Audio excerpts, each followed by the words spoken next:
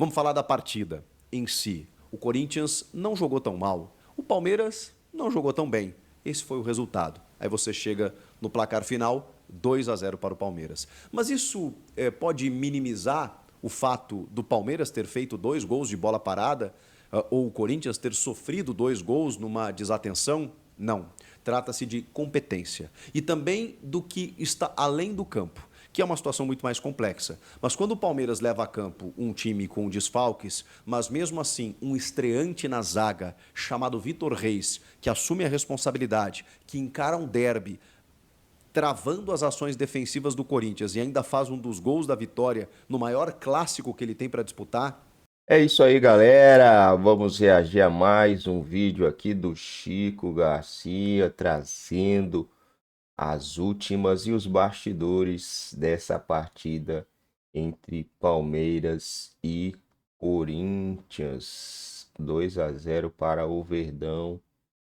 É jogo importantíssimo, né? Onde o Palmeiras tinha que vencer porque o Flamengo venceu. O importante no final das contas no Campeonato Brasileiro não é jogar bem. O importante no Brasileirão é você conseguir sair com a vitória, principalmente em um clássico. Um fato: Corinthians não é o Corinthians, né? Não é aquele Corinthians e Palmeiras mais. Corinthians é um freguês do Palmeiras. Tem também a parte de que o Palmeiras mudou muito, o Palmeiras está em outro patamar, mas o Corinthians está numa fase dragatória, né? Vamos lá ver o que tem de notícia para hoje. No seu primeiro jogo como profissional, marcando o seu primeiro gol como profissional, você vê que isso foi balizado, alicerçado muito antes. E aí, quando esse jogador entra no profissional, ele já está preparado, ele já está pronto. Isso é gestão. E é chover no molhado falar do que o Palmeiras tem feito na gestão, especialmente nas categorias de base nos últimos tempos. Até porque o seu parceiro de zaga foi o Naves, já que Gustavo Gomes e Murilo desfalcaram o Palmeiras. Só para você ter uma ideia. Além de outros setores, né? Porque o Palmeiras também está sem. Bom, o Dudu nem entrou no jogo, né? Mas o Bruno Rodrigues, que está machucado, o Lázaro, que também está machucado, o Richard Rios, que está na Copa América, o Aníbal Moreno, que foi um desfalque por suspensão, o próprio Rony. E mesmo assim, o Palmeiras não, digamos, não se assustou com o clássico, mesmo que não tenha jogado lá um grande primeiro tempo. No segundo melhorou, evidentemente, buscou o seu resultado e depois, quando mesmo tendo um jogador a menos, teve mais próximo de fazer o terceiro do que de sofrer o primeiro gol do Corinthians. Mas o Corinthians não jogou absolutamente nada, pelo contrário. Termina o primeiro tempo e eu pensei o seguinte, bom, a estratégia está funcionando.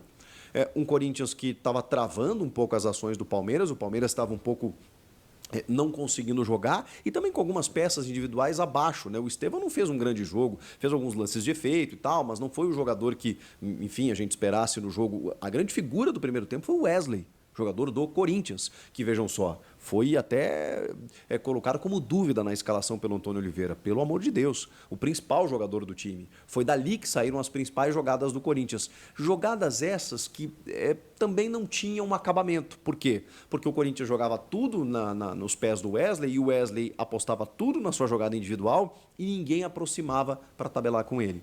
Ninguém aproximava para jogar com o Wesley. E o Wesley ficava encaixotado no lado direito defensivo do Palmeiras e levava vantagem em vários momentos.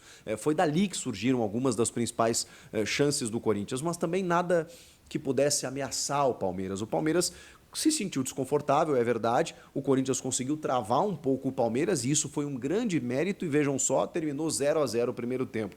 Para o Corinthians isso já tinha sido um grande feito, para você ter uma ideia da diferença entre os dois times. Vem o segundo tempo e numa bola parada, o Corinthians abre o placar com Rafael Veiga e um leve desvio de Fabinho que se abaixa na barreira, a bola bate na trave e engana o Matheus Donelli. É curioso, né? Porque parece, parece uma coisa muito sobrenatural. E o Abel Ferreira, até de forma irônica, eu acho que foi irônico, né? Falou na entrevista coletiva que queria parabenizar o Vitor Castanheira, que treinou muito essa jogada, né? Do Veiga chutar rasteiro, o Fabinho se abaixar, a bola bater na cabeça dele, beijar o poste e tal e entrar. A gente treinou muito essa jogada. Eu acho que ele quis dizer que o Palmeiras trabalha muito a bola parada. E é óbvio que não foi dessa maneira que eles trabalharam, mas, cara, é um time que exerce muito bem a bola parada quando ela se oferece. E aí isso está apenas no imponderável, no azar, como disse o Antônio Oliveira na entrevista coletiva, dizendo, perdemos em 2 gols de bola parada. Quem tem a capacidade, quem tem a competência para impedir bolas paradas do adversário ou para ser efetivo ao ter à disposição essa bola parada? Isso também é trabalho, tanto do Palmeiras que fez os gols, como do Corinthians que sofreu. O Corinthians teve 2 vacilos que não pode ter, porque estava realmente fazendo um jogo de enfrentamento até aquele momento contra um Palmeiras desfalcado dentro da sua casa. Estava gerando um pouco de desconforto. Mas aí oferece uma falta na entrada da área para um jogador como o Rafael Veiga. Não fosse dessa forma, o gol poderia ter sido de outra maneira. Depois ofereceu escanteios sequenciais em que, vejam só, numa zaga, numa área que tem Kaká e Gustavo Henrique, o Vitor Reis foi lá e fez o gol numa cobrança primorosa do Rafael Veiga também. Então, assim, o Corinthians jogou o que pôde.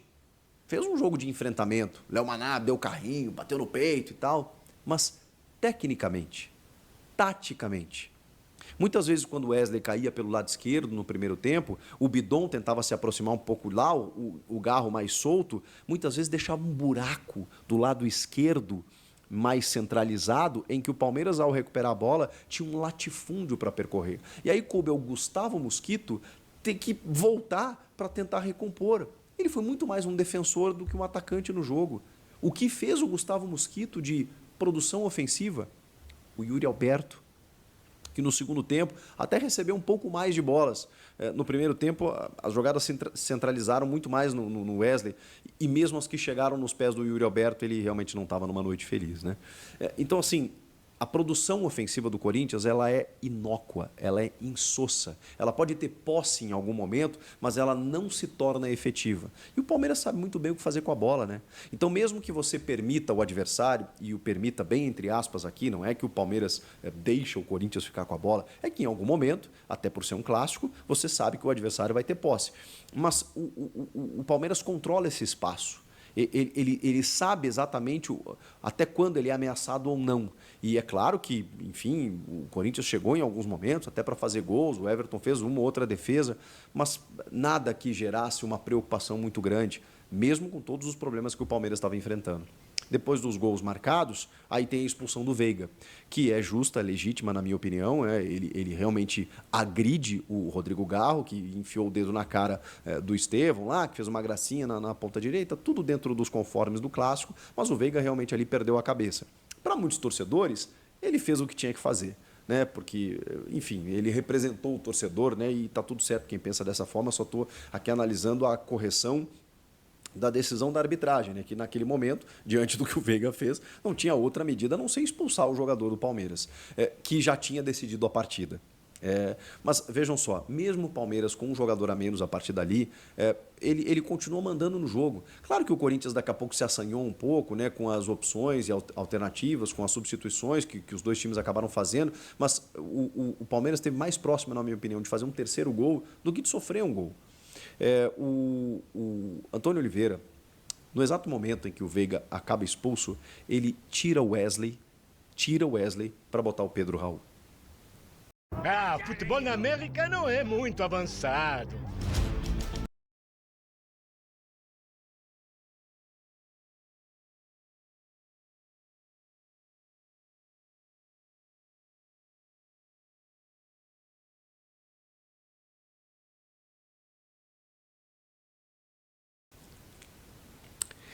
E aí, senhoras e senhores, eu preciso dizer, foi exatamente essa troca que ele fez, né?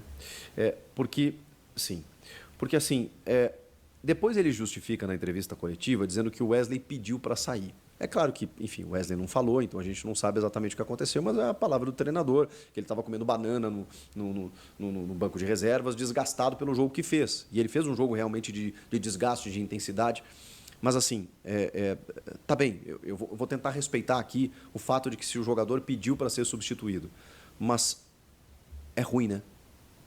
É ruim porque nós estamos falando do principal jogador do time naquele momento. Quando o adversário fica com um a menos e você tem o melhor escape possível, que era com o Wesley, que já estava dando trabalho com 11 contra 11, contra 10, teoricamente, ele teria mais vantagem. Aí você tira o melhor jogador do time para colocar o Pedro Raul, que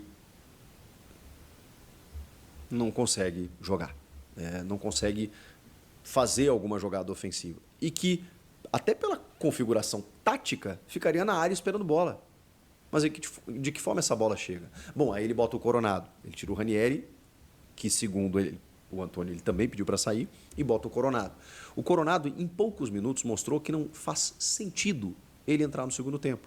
Se é uma questão física, bom, aí é chovendo molhado, a gente fica aqui falando, mas, poxa vida, né?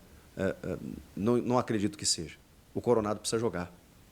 Porque ele é o cara que, em poucos minutos, conseguiu ter arremates, conseguiu dar um passe em profundidade para o Yuri Alberto, que perdeu um gol, em pouquíssimo tempo no jogo. O Coronado entregou muito mais. Então, o Coronado tem que ser titular e o Wesley não pode sair do time. E isso são medidas do seu treinador, de Antônio Oliveira. Então, quando a gente fala que faltam jogadores, faltam. Tem jogadores limitados? Tem. Mas tem um time limitado taticamente, que é responsabilidade do seu treinador. E as escolhas dele também acabam se refletindo dentro de campo.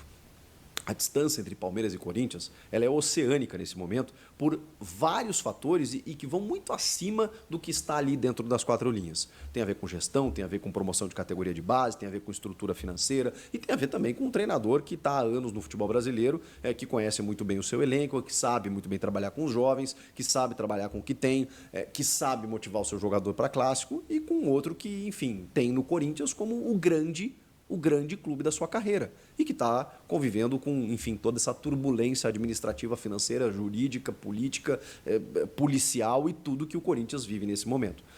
Mesmo que o Palmeiras não tenha feito um jogo vistoso, um grande jogo, venceu por 2-0. E mesmo que o Corinthians tenha se esforçado para fazer o seu máximo jogo de enfrentamento, perdeu por 2-0. Esse foi o resumo do jogo. Individualmente, nós tivemos aí o Rafael Veiga decidindo, o Vitor Reis como uma grande figura de destaque, né? Defensivamente o Palmeiras foi até melhor do que ofensivamente no jogo, apesar dos gols e da participação do Veiga ofensivamente. O Palmeiras defensivamente foi primoroso nesse sentido. O Fabinho fez um grande jogo substituindo o Aníbal Moreno. O menino acho que foi talvez um pouco abaixo, assim, individualmente perdeu algumas bolas e tal. E o menino é aquele jogador meio disjuntor, né? Que tem hora que desliga. No caso do Corinthians, acho que o Wesley foi a grande figura. O Rodrigo Garro acho que fez um jogo de movimentação, cobrou uma falta perigosa, que o Everton fez uma defesa, cavou a expulsão do Veiga, tentou, mas não decidiu. E o Coronado depois entrou muito bem, o Yuri Alberto estava numa noite muito infeliz, o Pedro Raul da mesma maneira, e o Corinthians não se encontrou dentro de campo, porque a verdade é essa. Quando a gente coloca dois treinadores portugueses, vejam só, curiosamente, um potencializa o time que ele tem, o outro não está conseguindo.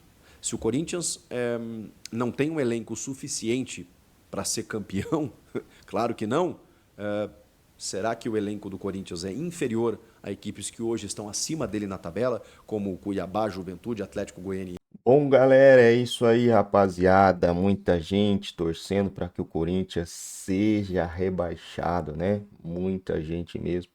Eu não entendo, eu confesso mesmo que eu não entendo por que torcedores palmeirenses, São Paulino, etc e tal, torcem para que o Corinthians caia. Eu não curto essa ideia aí, não sou adaptável a isso, porque eu quero que tenha clássicos. Eu quero ver o bicho pegando no Campeonato Brasileiro. Qual é a graça de Palmeiras e Criciúma? Uau! Palmeiras venceu o Criciúma. Ou o Palmeiras perdeu pro Criciúma.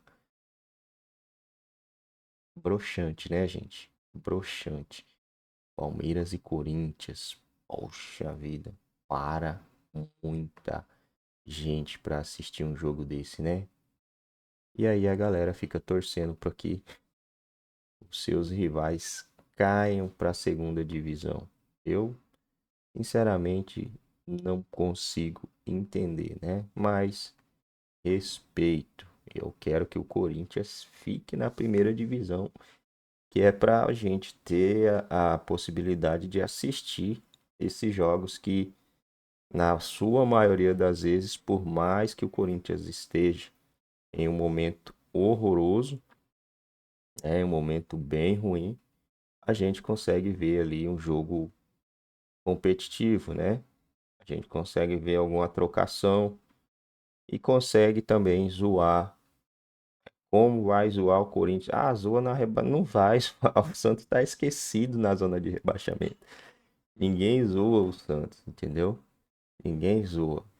Agora, se o time nunca tivesse sido rebaixado, beleza. Mas já foi, né? Já foi. Então eu não vejo motivo para isso, mas entendo os torcedores que querem ver o Corinthians de volta na Série B e querem ver o jogo do Palmeiras contra o Juventude e não contra o Corinthians, né? Cada um tem ali o seu direito. Tem gente que, se pudesse, só para bater campeão, jogaria todos os jogos do Campeonato Brasileiro contra o Juventude. Também não gosto. Eu gosto disso no mata-mata, né? No mata-mata eu gosto porque o mata-mata nem sempre é o time melhor que vai se classificar. Mas em uma final não tem muito para onde correr, né? Você vai pegar o melhor. Mas no mata-mata eu preferiria pegar assim os piores times. Né? Ninguém quer enfrentar aí um Palmeiras ou um Flamengo no mata-mata ou um Atlético Mineiro completo, né? Prefere enfrentar os times mais fracos. Agora, em Campeonato Brasileiro, eu gosto de assistir o jogão. Não é joguinho pequeno, joguinho fraco assim. Nem perco. A maioria dos torcedores nem perde tempo porque já meio que sabe qual será o resultado. E se perder também, o cara fica bem pilhadaço, né? Em um jogo que era vencível, igual o jogo Palmeiras e Inter. Pô, era jogão. Palmeiras perdeu. Palmeiras e Atlético Paranaense, todo mundo sabe que é um jogão, cara. Todo mundo sabe que é um jogo difícil, jogo truncado. E todo mundo quer assistir um jogo desse. Foram 2 jogos aí que o Palmeiras acabou perdendo, não jogando em casa, mas o mando de campo era do Verdão, que é o caso do Grêmio, né? O Palmeiras vai enfrentar o Grêmio, é um jogo onde o Grêmio é o mandante, mas não será na casa do Grêmio, em que nisso aí já existe uma possibilidade da vitória do Verde. Vou ficando por aqui, não saia sem amassar o dedão no like, se ainda não for inscrito, se inscreva em nosso canal.